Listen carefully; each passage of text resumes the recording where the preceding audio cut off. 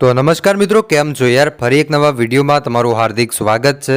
તો ભાઈઓ, અત્યારે સૌથી પહેલાં વાત કરવામાં આવે તો તમને ખબર છે જે દાહોદની ઘટના છે આપણે સૌ લોકો જાણીએ છીએ, પણ આજના વિડીયોમાં મિત્રો હું તમને એ કહેવાનું છું કે આ ઘટના વિશે શું બધા લોકો કહી રહ્યા છે કે આચાર્યને ફાંસી આપવામાં આવે, તો શું આચાર્યને ફાંસી મળશે કે નહીં મળે એ પણ તમને કહેવાનો છું। એટલે ખાસ મારા ભાઈઓ તમે વિડીયો છેલ્લે સુધી જોતા રહેજો, કેમ કે આ પહેલાં તમને ખબર હશે કે બંગાળમાં જે ઘટના ઘટી હતી ભાઈ, એમાં પણ જેટલા આરોપીઓ હતા એને ફાંસીની સજા નથી આપી, છતાંય અત્યારે જે આ આચાર્ય છે એને ફાંસીની સજા થશે કે નહીં થાય અને આગળ શું કાર્યવાહી થશે એ તમને વિડીયોના માધ્યમથી કહેવાનો છું।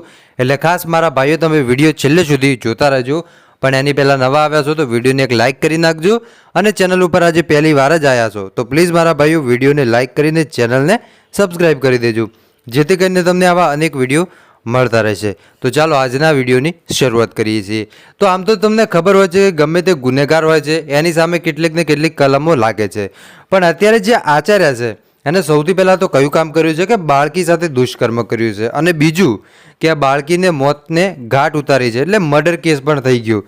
એટલે આ બે ગુના કર્યા છે। હવે બે ગુના કર્યા એટલે એમને કલમ કઈ લાગશે એ તમને કહું છું। જો આ બે ગુના કર્યા છે એટલે આપણે તો કલમ ન કહી શકાય, કેમ કે હાઈકોર્ટ નક્કી કરશે કે કઈ કલમ લાગશે ને ન લાગે, કેમ કે સાહેબ આપણે બધું ન કહી શકીએ અને આપણને અધિકાર પણ નથી કહેવાનો, એ બધું કહેશે હાઈકોર્ટ અને ત્યારબાદ નવા નવા ખુલાસા આવશે। પણ સાહેબ આ બે ગુનામાં તો એની જે કહેવાય ને કલમ હોય લાગવાની છે। હવે કઈ કલમ લાગશે એ સાહેબ જ્યારે જાહેરનામું બહાર પડશે ત્યારે હું તમને કહીશ, બાકી અત્યારે બધું ન કહેવાય ભાઈ, કેમ કે પરમિશન ન હોય બધી કહેવાની।